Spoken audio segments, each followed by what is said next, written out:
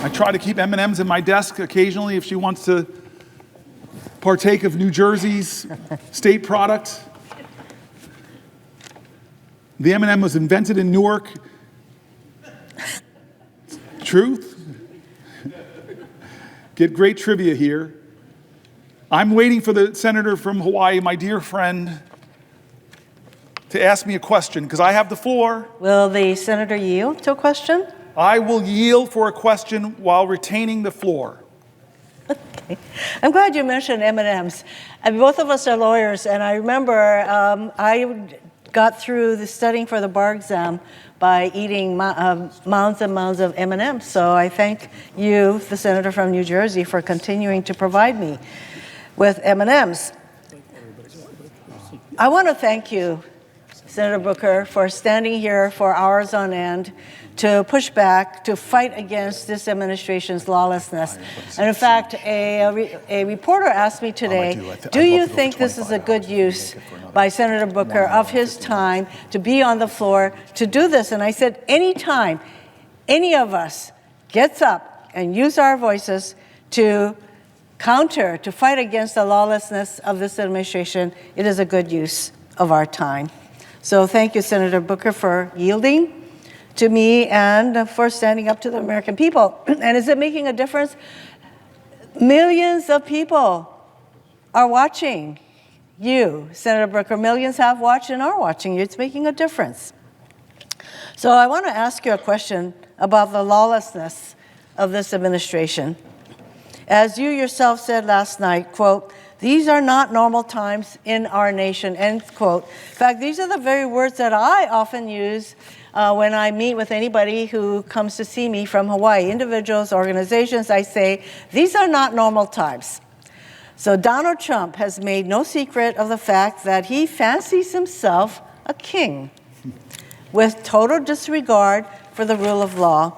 And from day one, he and his administration have taken one illegal action after another.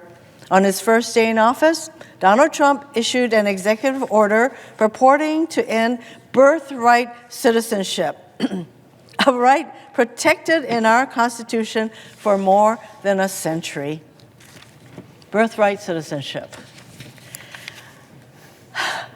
He tried to unilaterally freeze federal funding for everything from cancer research to disaster aid, funding that had already been appropriated by Congress and that the executive branch is required by law to spend. It is not as though it's up to the president to decide what programs he's going to release money for. Congress already made that determination. By law, he is supposed to expend these funds. But again, he thinks he's the king. He can do whatever he wants. So he's put a freeze on these funds.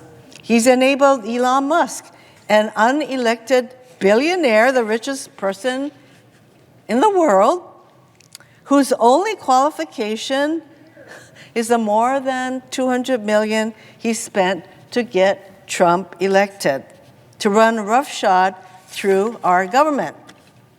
Together, they've attempted to shutter USAID and the Consumer Financial Protection Bureau, just for two examples. This Consumer Protection Bureau, which has returned more than $21 billion to consumers through its enforcement actions. $21 billion going to our consumers. And apparently King Trump can't stand that, and neither can Elon Musk. These are agencies that do critical work at home and abroad and represent just a minuscule part of the federal budget, but this doesn't stop either Trump or Musk from going after these programs. And Musk's so-called Doge team has gained access to sensitive databases and payment systems across our government containing the personal information of millions of Americans. So he has access to the Treasury Department database, all our Social Security numbers, our tax payments, all of that.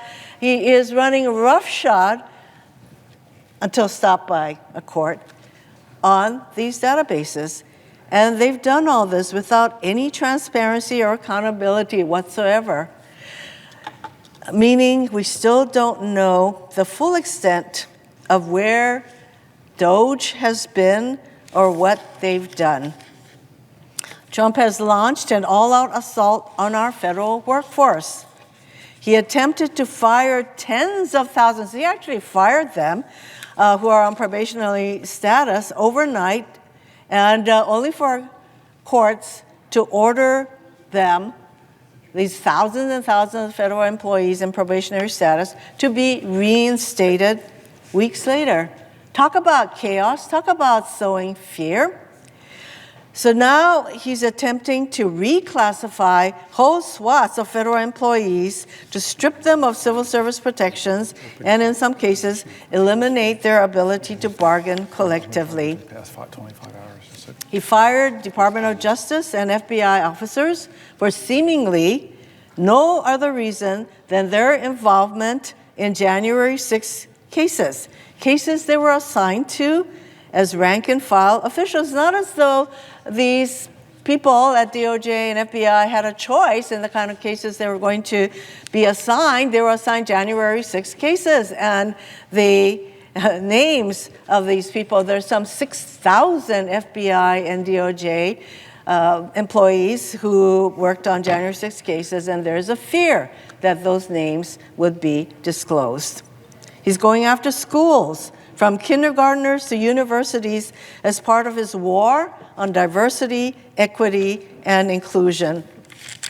There are many examples of the kind of government overreach that they are exercising through their effort to ferret out what they call diversity, equity, and inclusion, which actually, that is a positive. Don't we want to be inclusive?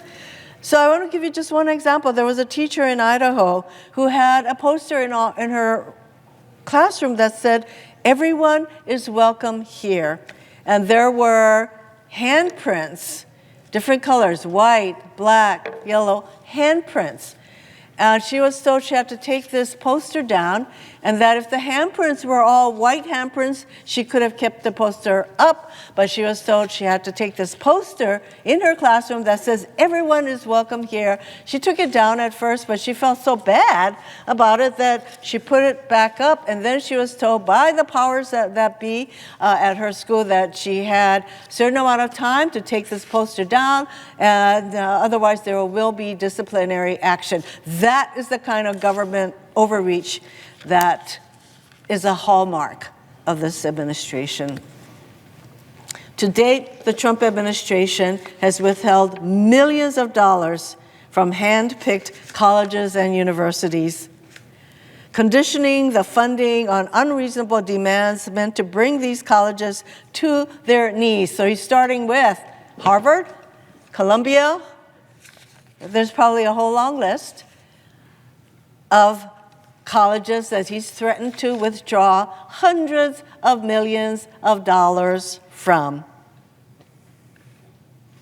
They've slashed funding or staffing at the Department of Education. In fact, they would like to dismantle the Department of Education, which is responsible for administering billions in funding for low-income students, students with disabilities, and something as critical as school lunch for kids. Every single state in our country relies on the funding they receive from the U.S. Department of Education.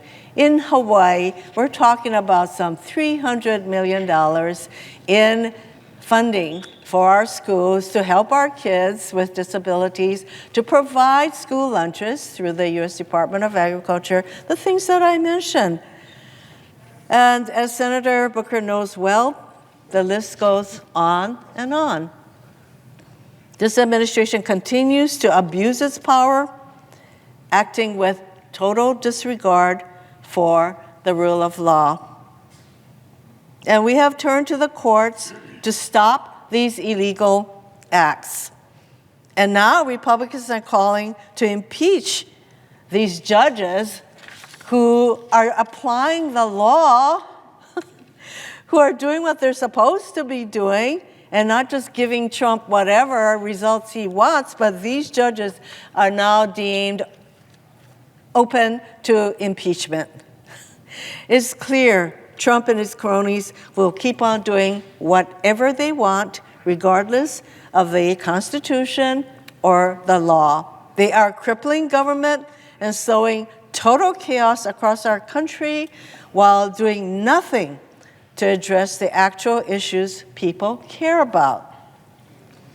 I know my colleague from New Jersey is just as concerned about lawlessness as I am. We both sit on the Judiciary Committee. We know how important adherence to the rule of law is. And in fact, I have said many times that it is the rule of law that separates the democracy from all other forms of government. And we now have a president who does not think that the rule of law applies to him. WTF comes to mind.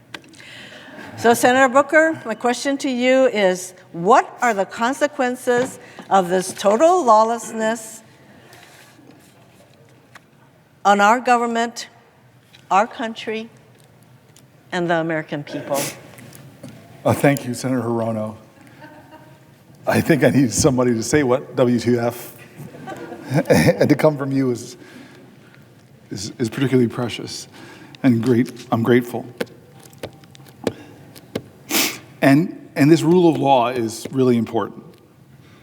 It's part of this whole moment in American history that I keep calling a moral moment, something beyond the normal, where we shouldn't respond in a normal fashion.